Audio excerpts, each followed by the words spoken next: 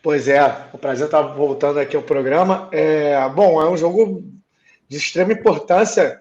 É, Acho que quem vencer ele vai dar um grande passo ali para se livrar. Vê aí o Vasco, por exemplo, se o Vasco vence, o Vasco vai a 43 e até pelo número de vitórias e critérios de desempate, ele pula para 13º, ele passa inclusive o Inter também, ele só não passa o Fortaleza que está com 43 também. Agora, perdendo também, ele fica ali na beirada, né? O primeiro time fora é o Bahia, que está com 38 pontos. E esse jogo do Cruzeiro com o Vasco é um jogo com tiveram vários elementos aí, né? Que mudaram um pouco o cenário, né? Por conta da briga do Cruzeiro e Curitiba, o jogo hoje vai ser com portões fechados, né? E aí, assim, tem gente que diz que para o Cruzeiro, para o time do Cruzeiro, seria até melhor, né? Eu não sei, eu não vou muito por esse lado, não, mas tem muita gente que diz que, por conta da torcida do Cruzeiro estar pressionando bastante o time, né? Por conta dos resultados mais recentes, embora tenha tido uma grande vitória contra o Fortaleza, fora de casa, o ambiente era de muita pressão, então eles acreditam que sem essa pressão o time pode se desenvolver mais. Eu não vou muito por esse lado, principalmente após essa vitória do Cruzeiro contra o Fortaleza, que deu um ânimo para o time ali, né? Uma vitória fora de casa. Jogar contra o Fortaleza é sempre muito difícil e o Cruzeiro venceu. Então, assim, mas é um jogo, uma decisão lá embaixo, né? Uma final entre os times.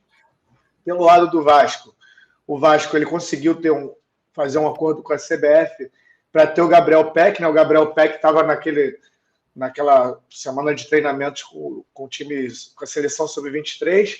A CBF aceitou liberar o Peck um pouco antes, é um jogador muito importante para o time do Vasco, ele joga, e o Medel, né, o chileno Medel, ele também vai estar à disposição do técnico Ramon Dias. Ele estava com a seleção do Chile, só que ele estava pendurado, então ele no jogo anterior ele tomou o terceiro amarelo, então ele não jogou ontem contra o Equador, contra o Equador, né? Foi Chile e Equador. E aí ele voltou. E aí ele voltou antes e está à disposição do técnico Ramon Dias, né? Ele é o capitão do time, é um jogador que tem sido importante também. E o Vasco tratando esse jogo como uma verdadeira final, assim como o Cruzeiro. Né? O PVC. O Vasco é ótimo. O Vasco é do nosso chat aqui, além do Cruz Maltino. O PVC, quem perder esse jogo não exatamente está decretado nada, até porque é um jogo atrasado. Então, só igualaria os outros concorrentes, casos do Bahia, do Goiás e do Santos, que estão ali mais próximos. Mas quem vence, se tiver um vencedor, claro, e não um empate, ganha uma moral, e o Vasco está nessa crescente, né, PVC? É um jogo muito importante para o Z4 ali. É importante demais. Agora, o que pode acontecer para ajudar os dois o empate é ruim para os dois. Sim. Mas amanhã o Bahia pode perder para o Corinthians. Amanhã não, sexta-feira. E nesse caso, o Bahia pode se afundar um pouco mais, né? Porque esse que é o ponto central.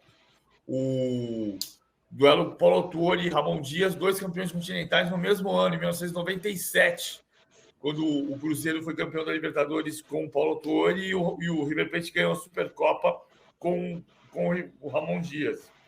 Mas não são técnicos iguais, são diferentes, são experientes. Eu acho que o Vasco está num momento bom, mas a chegada do Autuori deu uma paz no Cruzeiro. Apesar do discurso não ser muito pertinente para nós, imprensa, letras e palavras. Mas vitórias são números. E números na tabela fazem a diferença. São pontos.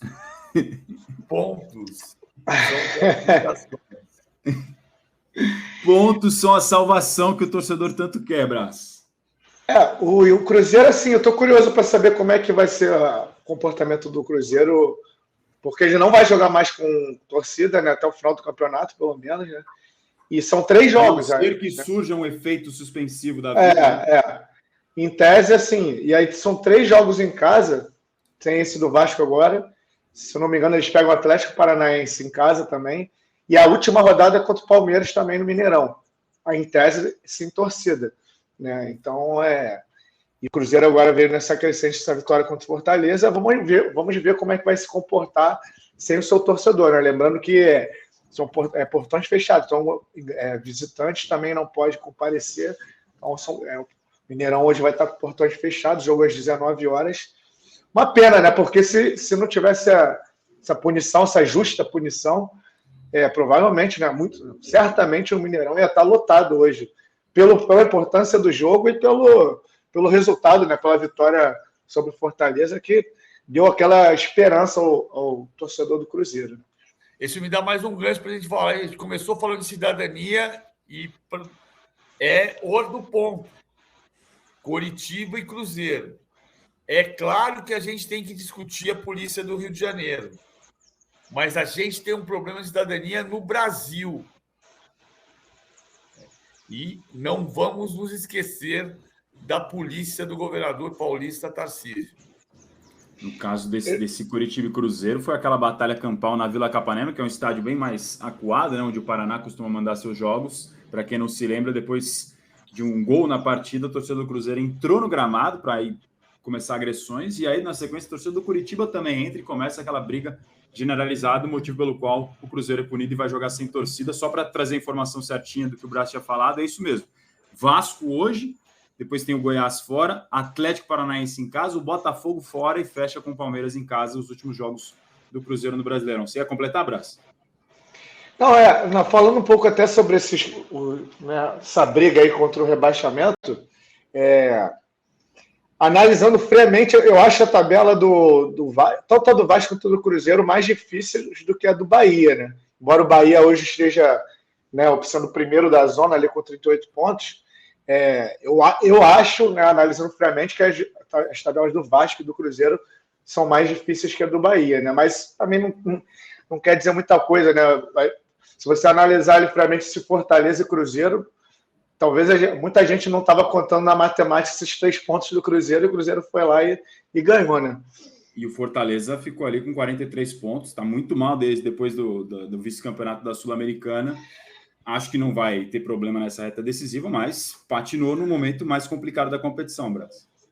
Pois o Fortaleza ele está começando a perigar ali, né? Porque hoje se tem um vencedor ali, já encosta nos 43 pontos do Fortaleza.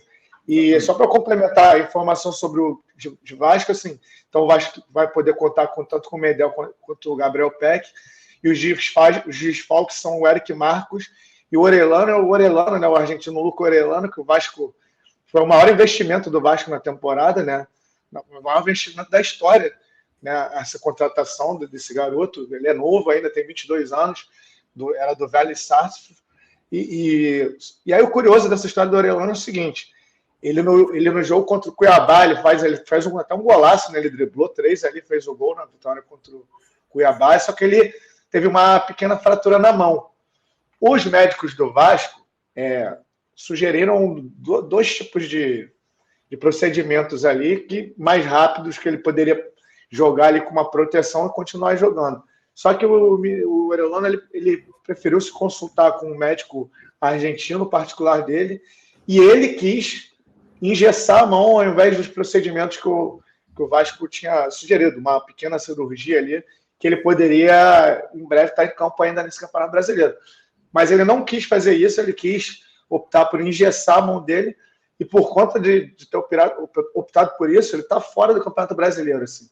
Então, assim, foi uma decisão meio polêmica. O Vasco, inclusive, emitiu uma nota oficial tornando isso público.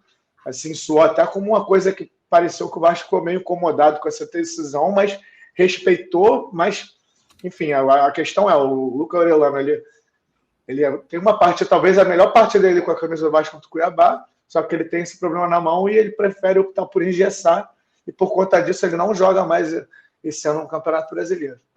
Que bem estranho realmente essa situação. Confesso que não lembro de ter presenciado ou ouvido algo nesse sentido, de um jogador ter esse tipo de atitude no caso de uma lesão nesse sentido. Claro que os clubes normalmente tentam evitar o que é o caso cirúrgico, né? Para você, com o tratamento mais conservador, diminuir o tempo de recuperação e também não causar um trauma tão grande, o jogador retornar o mais rápido possível. Também espero que você retorne o mais rápido possível de primeira, viu, Bruno Braz? Obrigado pela paciência e por nos aguardar aqui, amigo. Sempre um prazer. Precisando, estamos aí. Grande Braz ontem, atrás da notícia no Maracanã, o homem não parou, um raio. Valeu, Braz, boa tarde. Valeu, gente. Boa tarde. Grande abraço ao nosso Bruno Braz.